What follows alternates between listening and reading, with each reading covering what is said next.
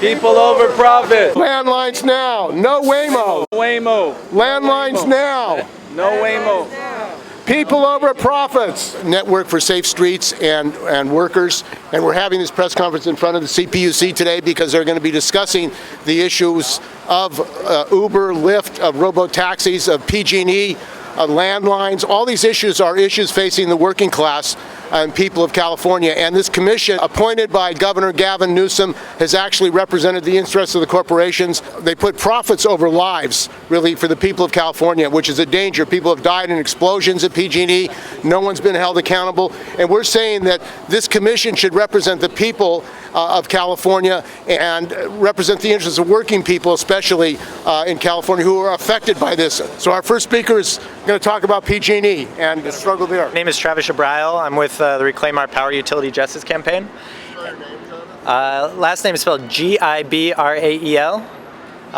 And yeah, I mean, we have a for-profit energy system in which the utility gets paid for all their mistakes. They get paid to run our system, and they have guaranteed profit built into that, right? So we have the highest energy rates in the country.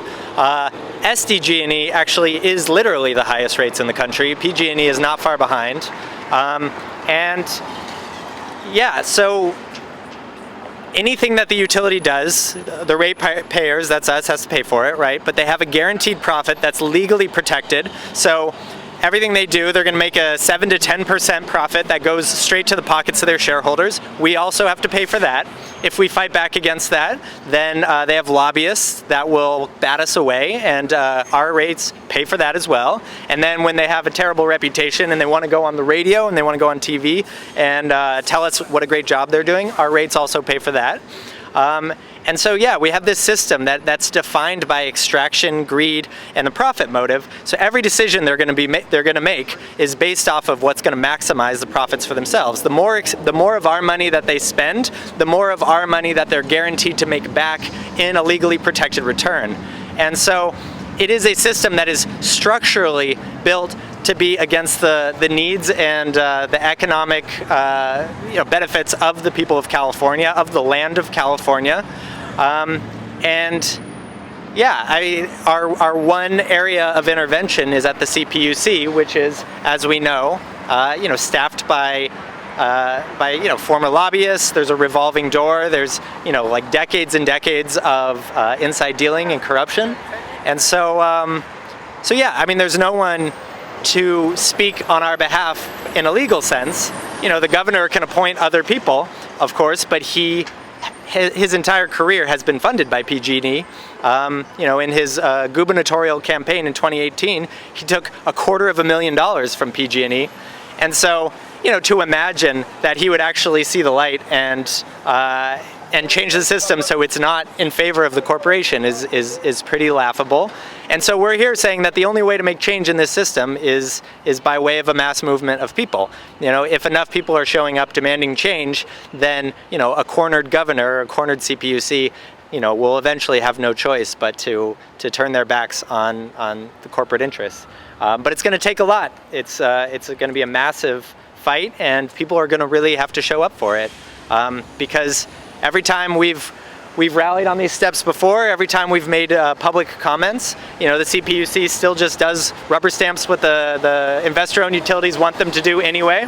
So we need something stronger. We need to up our game a little bit. So anyway, that's why we're here. We're going to make a public comment and continue to go on the record for our demands. But in the meantime, we're building a mass movement with the Reclaim Our Power Utility Justice Campaign. All power to the people. This commission has actually kowtowed to Waymo, which is owned by Google. Google gave $10 million to Gavin Newsom. So these Robo Taxis, Waymos, are dangerous vehicles. They do not abide by the California Department of Motor Vehicle Code. They're not able to back up, for example. And they put the people in jeopardy. And most seriously, if there's an earthquake in San Francisco, these Robo Taxis, Waymo taxis, will stop in the middle of the street. We've had incidents in Chinatown last month where a Robo Taxi was burned down. Why? Because it stopped in the middle of Chinatown in a small street, and people got angry at the Robo Taxi. So it's a threat to health and safety of people, these taxis, and the commission California Public Utility Commission appointed by the governor. So this commission basically has been populated by tech executives or representatives of the tech companies in California. We're saying that's a threat to health and safety of the public. We're saying that these Waymo taxis will not only put the public in danger, but also they threaten the jobs of millions of workers. The governor also vetoed a bill that would require a driver for trucks that are way over 10,000 pounds in California. It was vetoed by Governor Newsom last year, despite the fact that the majority of the legislature were in favor of it. So who is he representing? Is he representing the tech billionaires, or is he representing the public? These trucks are a life and death threat to the people of California, these robo trucks. So our next speaker is going to be Edward Escobar with Alliance for Independent Workers. Good afternoon, ladies and gentlemen, and the press. I'm Edward Escobar. I'm the founder of Alliance for Independent Workers, the hashtag Drivers Unite movement. What is going on here with our city, our county government, and our state government? Where's Newsom? Where is Aaron Peskin? He seems to always repeat our words about us being guinea pigged and how that's not acceptable. But we need to have people show up to be heard. Otherwise, we get rolled right over. And I mean, literally, we get rolled over by the Robo Taxis because the technology is not ready for prime time. The technology is being pushed through to benefit the tech billionaires at the expense of the people and the safety of the people. And let's talk about the social cost, because many people will be displaced as workers. And it's not just in the transportation industry, although in California you have 600,000 plus folks that work in the transportation industry. We're looking at the new age of AI and automation, self-driving tech, ushering in this new displacement of workers. And this is not like the Industrial Revolution, where people think that they could be retrained and reskilled and put into another position. It doesn't work like that anymore. Because with the new technology, the new advancements, they're actually able to be more sophisticated and do many jobs that before would not have been done by a human being. So you've got technology that is displacing, and what are we going to do? What's going to happen to all these people? Are we talking about transitioning them to some other form of maybe universal basic income, some other type of support? Nobody's talking about it. And why is that? Because they don't want to have the panic spread. They don't want to hit the panic button and frighten people. And then they'll come out, and they should be here now, railing against what this technology can mean. I want to clarify that we are not against technology. We are not against technology. We are against technology that benefits the few at the expense of the many. And that's what we've been saying over and over again. Because we've been accused of being Luddites and all these other things. It's like the horse and buggy folks that, with the advent of the automobiles. But that's not the case here. This is a much bigger picture. We're talking about the future of work.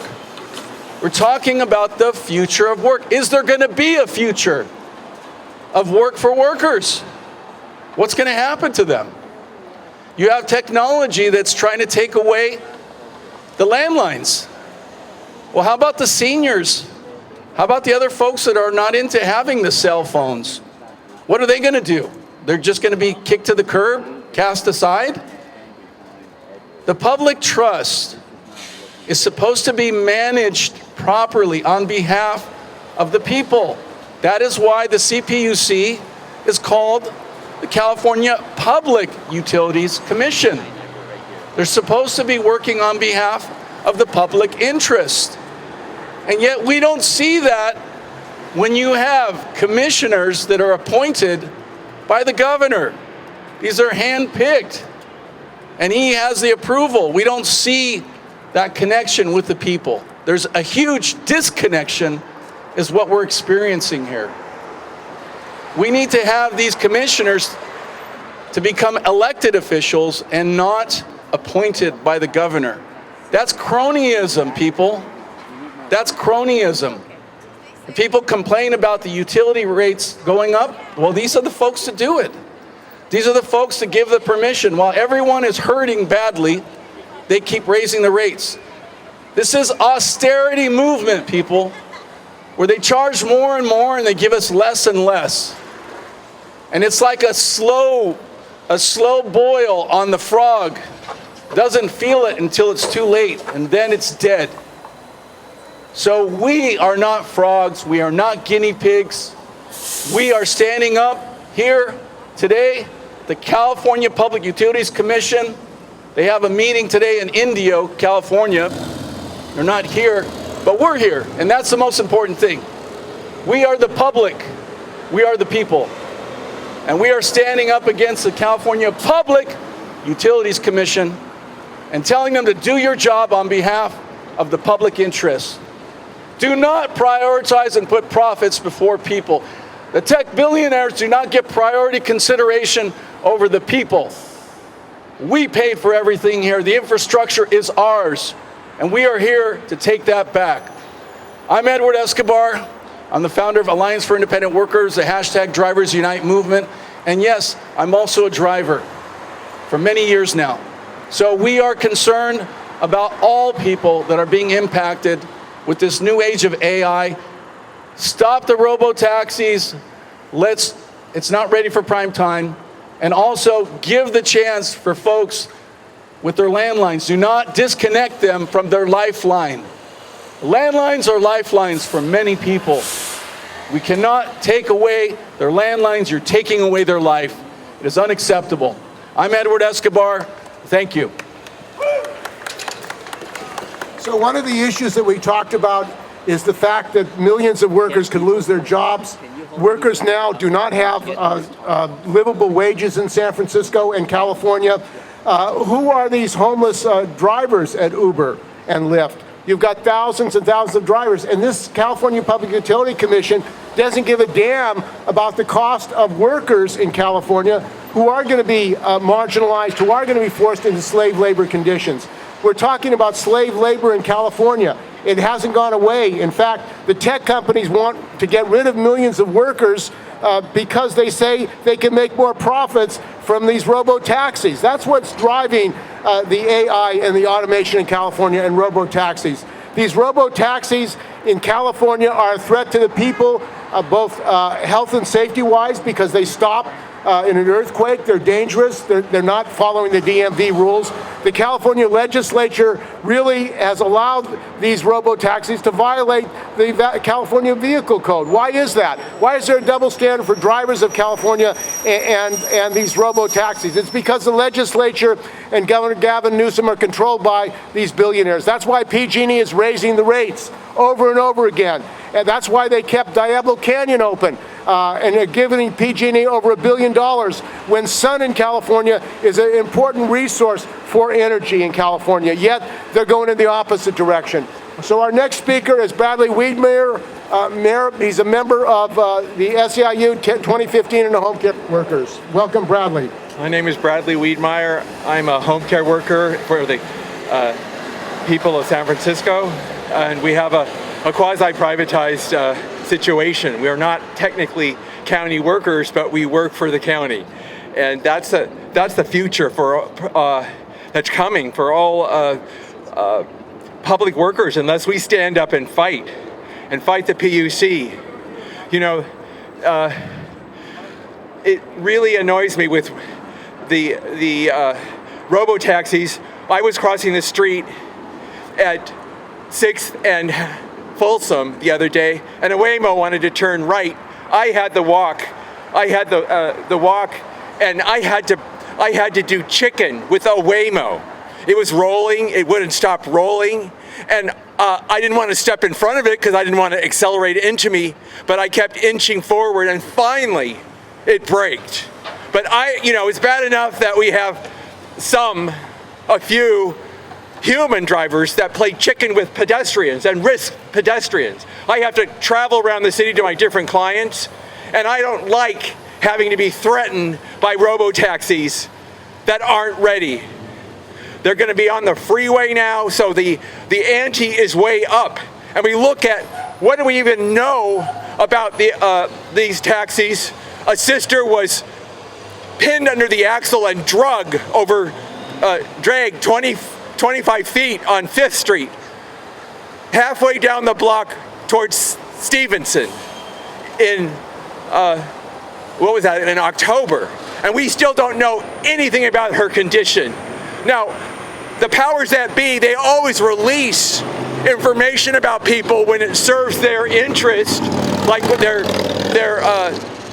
pushing policing interests to show everything about people who are injured in robberies and crime, alleged identifying suspects. But we know who was the suspect in this. This was a cruise vehicle that had been approved by the PUC, and the mayor signed on to it, took no stance against it. Some forces in the city grumbled, but was there a stopping of that premature deployment of Robo Taxis? We don't know about that woman, what her situation is. We don't need to know her personal information, but we need to know, what did that cruise vehicle do to this woman? Is she still alive even? It's been buried, and it's up to the press to find out about what really happened. Yeah, so it's very important, especially now that we're upping the ante and the risk with Waymo traveling at 60, 55, maybe 70, 80 miles an hour on the freeway. And the insecurity, I mean, that whole case in October, time and time again, these vehicles stopped in the middle of traffic. But in this case, when there's a woman pinned under the vehicle, under the axle, it decides to, and after there's been an accident, to move itself to the curb.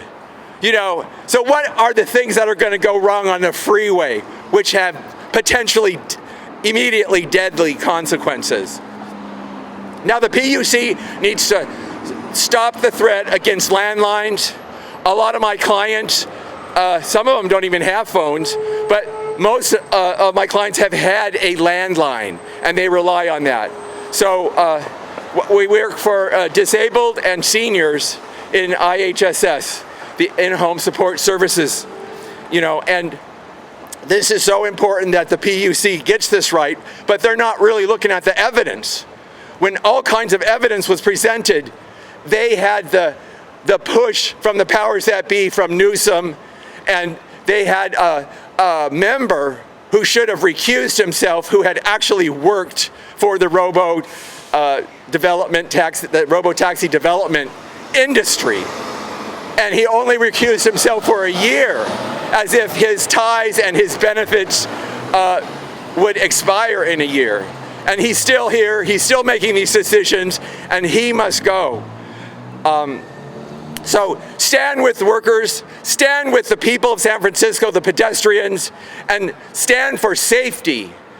We are a charter city and county of California, and we have the right to determine the safety of our streets without the state government coming in and imposing dubious rulings from the PUC. Thank you.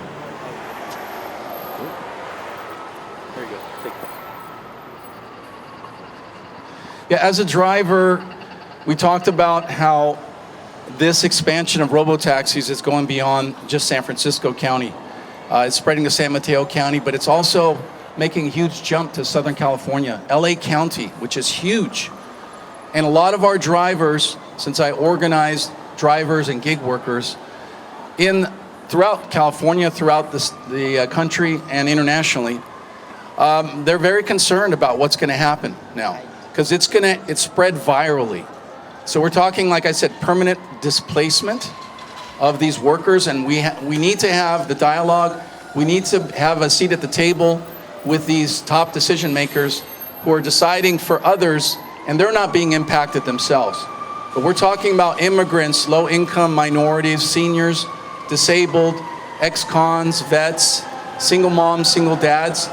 They're all reliant on the gig economy. And apparently the gig economy is a rigged economy, and it's being run also by the tech titans of Silicon Valley. So this rigged economy is not a sharing economy, and it's not a caring economy. It's really a devastating economy for many people. So we need to keep these folks in mind that tech can be your friend, but could also be your foe if it's not managed properly.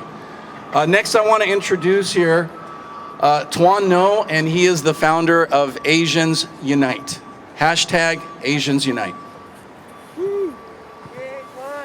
We need to save landlines. Landline saves lives.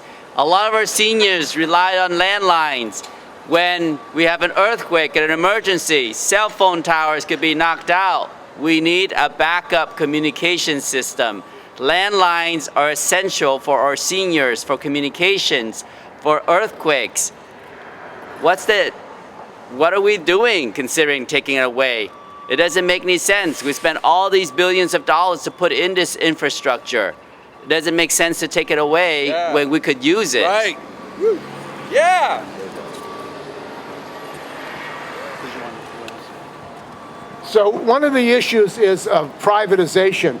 The privatized PG&E, for example, is run by investors. It's not run for the people of California. And what we're saying is there should be public control, public labor control of the utilities. The issue of landlines with AT&T. AT&T is run for profit. We say that the utilities, they should be public utilities. They're not being used for people. You think about landlines.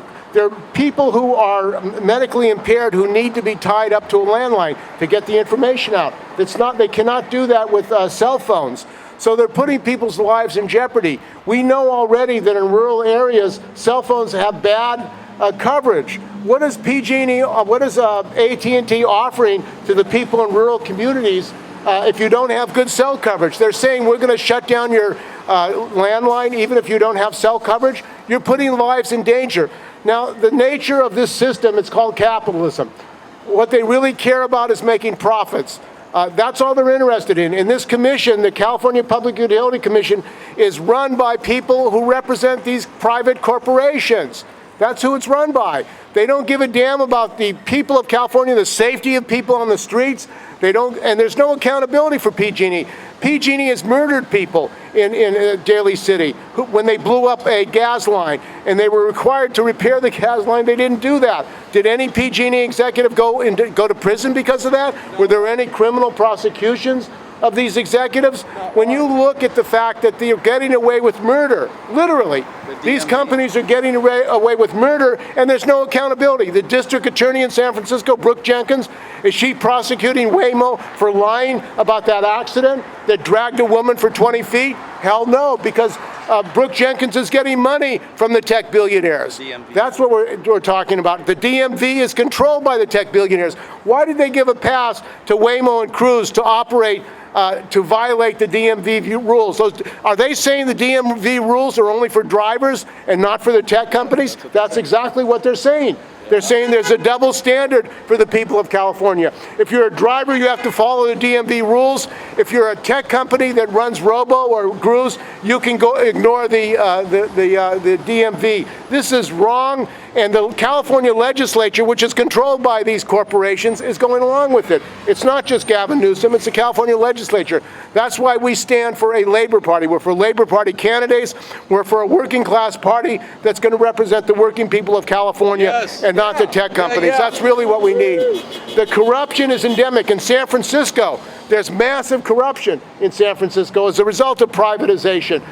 These companies, quote-unquote nonprofits, are given billions of dollars. There's no oversight, and this results in corruption. The same with this commission. This commission had John Reynolds on it, who's a counsel for Cruise, who was a counsel for Cruise. I mean, as he was appointed to represent Cruise. He wasn't appointed to represent the people of California, and that's why they gave a free pass to Cruise. That's why they've allowed the introduction of Robo Taxis, Waymos, into the peninsula in Los Angeles. It's going to put thousands and drivers out of work. That's the reality. Drivers are going to be put out of work. Where are these drivers going to end up? Does Google care the fact that they're going to put people out of work? No, they don't care because they're about increasing their profits. The drive in San Francisco for AI is about increasing the profits for these tech companies. And we're saying it's not going to change. We need a working class political alternative that represents working people if we're going to really have any changes in San Francisco and California. No Waymo. Landlines now. No Waymos. No Waymo. Landlines now. No Waymo. Humans over profit. My name is Alvaro Bolaines. I'm an Uber driver. I've been a rideshare driver for the past 10 years, and I've been working closely with CPUC because, as you know, by 2030, they want all rideshare cars to become electric, to be electric. So no more gas cars. They're gonna start with the rideshare cars, and then they're gonna make that transition to general public. So eventually, everybody has to have electric vehicles in California, but they're gonna start with the rideshare cars only. So I and other organizations, we were fighting with CPUC. We told them that we need to create this program, the driver assistance program, that is gonna have some funds, some money that is gonna go towards the drivers to make that transition. Because remember, you had a loan on your car, 2 years loan, and then they make you buy a brand new electric vehicle. What happened to your other loan? You're still gonna have to pay some money. So to make that transition like smooth, we want them to create this program, put money there, and then this money goes to the drivers to help them, pay off their old car, or to help them put a down payment on the electric vehicle. So this is what happened. They agreed to create the program, but guess what? Now they're letting Lyft and Uber and all those corporations control the program. So they're like, okay, you're gonna be able to put the hands on the program, and you decide who qualify for money, and you decide who to give money to. So this is wrong. So do you think the CPUC is controlled by these companies? Yes, probably. I mean, I don't know. I mean, but it's super weird that they let in these companies, get away with whatever they say, because we told them to create this program. After they agreed to create the program, Lyft, Uber, and all these corporations got involved, start writing comments, start talking to them, and we told them, I've been in meetings with them for the past 3 years, and I told them I don't trust this company. I don't want this company to put their hands on this program, because the minute that you let corporations put their hands, the money's not gonna go to the people that really need it, And what about Robo Taxis or allowing Waymo? Exactly. So with the Robo Taxis, pretty much CPUC, this is what I think. Let's say that I owe Robo Taxis. I write a big check, like $300,000 check here, give me the license to operate, And they just issue, licenses to operate, I think, and they don't care about your safety. They don't care about other people's safety, because these cars sometimes, like, there are accidents because of these cars. They're not able to back up. Exactly, they're not. And I was looking at the video where a cop stopped one of these vehicles, and the vehicle didn't know what to do, and the cop didn't know what to do. So they provide these licenses. They give these licenses to these companies because of the money.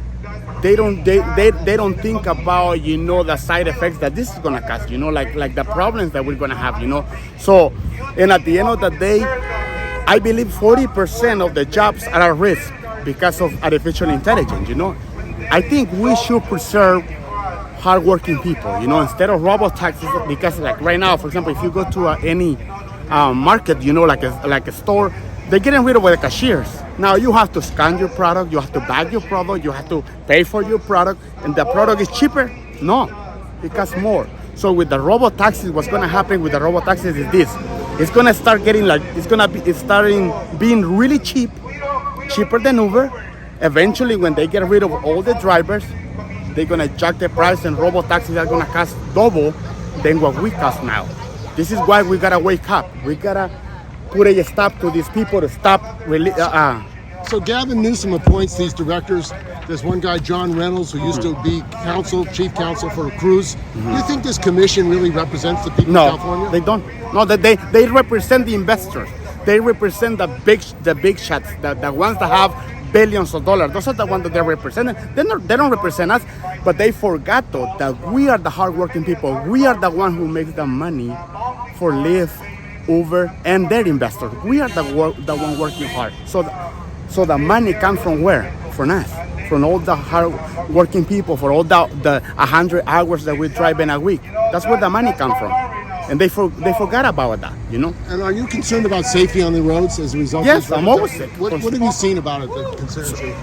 So I seen drivers getting killed, you know, on the road. I seen passengers, you know, get like they're drunk, they kill the driver, and they call us independent contractors. You know, the new term that the corporations are using. You're an independent contractor. You're on your own. You know, Lyft, Uber, all these companies, they wash their hands, calling you independent contractor. You're on your own. If you get killed, you're on your own. It was your problem because you were technically your own boss, even though you didn't even have money to pay your bills or rent. You know? It sounds like slave labor. Exactly. It is. You know, I usually don't like to use that. I usually don't like to use the word slave because you know some people get offended, but I mean that's what it is. You know, it's 2024, and that's what we're facing now. So we need this company to stop issuing licenses to these Robo Taxis because what it's gonna do is it's not safe for the public, it's not safe for the environment, and it's not, and eventually our jobs is at risk. You know. What's your name? Alvaro Bolaines. Where do you live? I live in LA, in Los Angeles. Yeah. And what do you want this commission to do today? What I want them to do is to control the driver assistance program, or hire somebody who's not related to Lyft, Uber, and all these corporations. That's what I want, because that way we're gonna be sure that the money goes to the low-income drivers and not to the pocketing of the investors. Hello, good morning. Good morning. My name is Teresa Mercado. I'm from Victorville, California. I'm very happy to be here because we have to get together. Yes. We really have to get together so we can stop these thieves, these people that is stealing from all the hardworking people like me. I'm a driver. I've been driving for Uber and Lyft for like 5 years more or less. And every time that I've been working, I see less and less and less money. I have to work harder and harder. So I say, when is going to end? I mean, it's like they really don't care. They really don't care. And it's sad because I love this job. Don't get me wrong. I love this job. I love my passengers. That's the reason. That's why it keep me driving. But when I see, how this job, don't get me wrong. I love this job. I love my passengers. That's the reason. That's why it keep me driving. But when I see, how disrespectful they treat us, without any, they don't care. They just want you to keep going. They don't care. That's right. And being here to stop what they're planning to do, they cannot leave the responsibility to Uber because we know what's going to happen. Yes. We know what's going to happen. And also, Uber is a company that they are watching it. It's a conflict of interest. They cannot do it together. So I'm very happy to be here so we can do something about it, and just let's get together. Guys, don't be afraid. Let's get together. We can change it. We have the power. We have the power. They cannot do nothing without us. Believe me, we are the hardworking people that is a night, a day. It doesn't matter at what hour we are, but we are there. And enough is enough, because we cannot let them using us and sometimes putting some little bonuses. To be honest with you, when they throw some little bonuses, I feel like they throwing crumbs and see if you can bend over and get it. And I think it's not right. It's no dignity for the drivers if we keep doing like that. Come on, let's get together. We can do it. Don't be afraid. Together we can do it. Thank you. Stop the exploitation.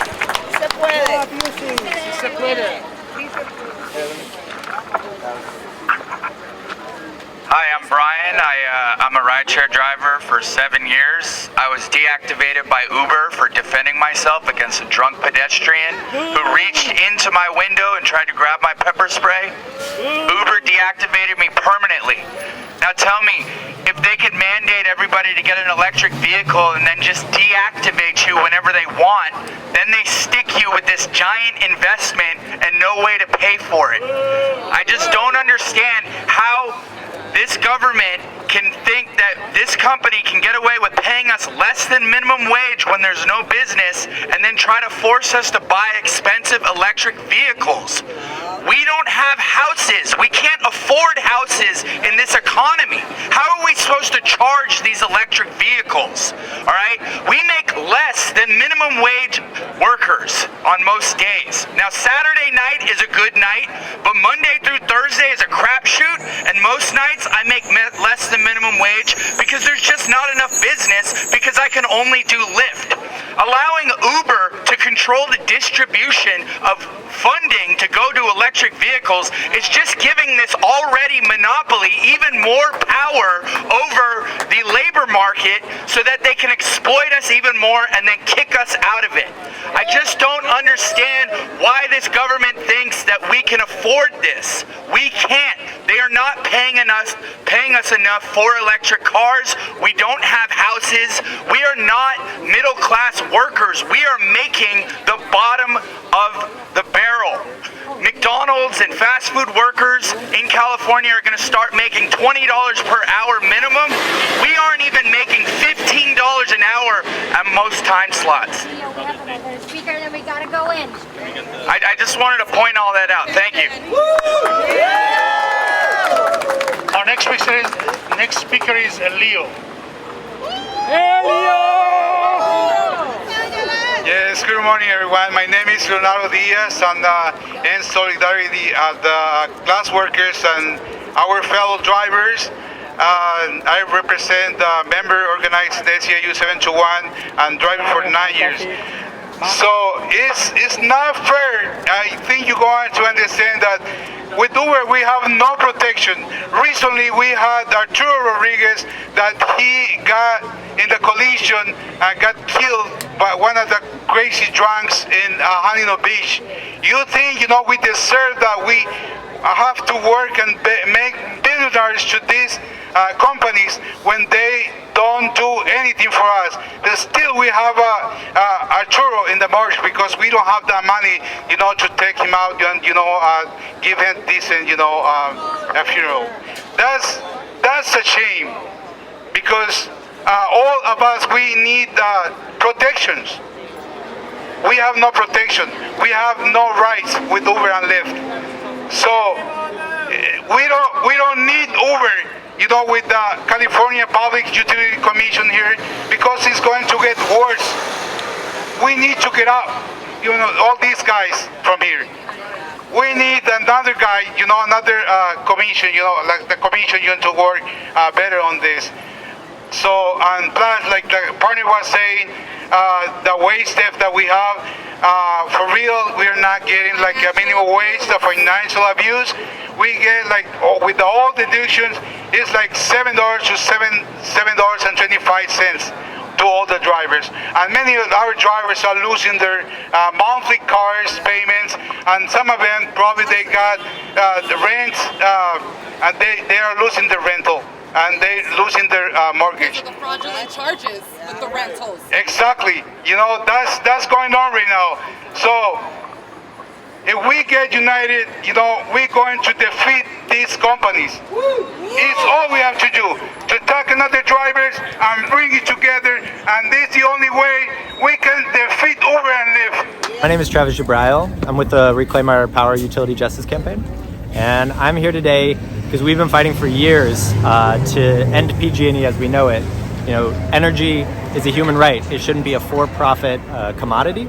And the way our system is set up, PG&E is guaranteed to make profit, right? If they mess up, the ratepayers will bail them out. If they operate as usual, ratepayers will bail them out.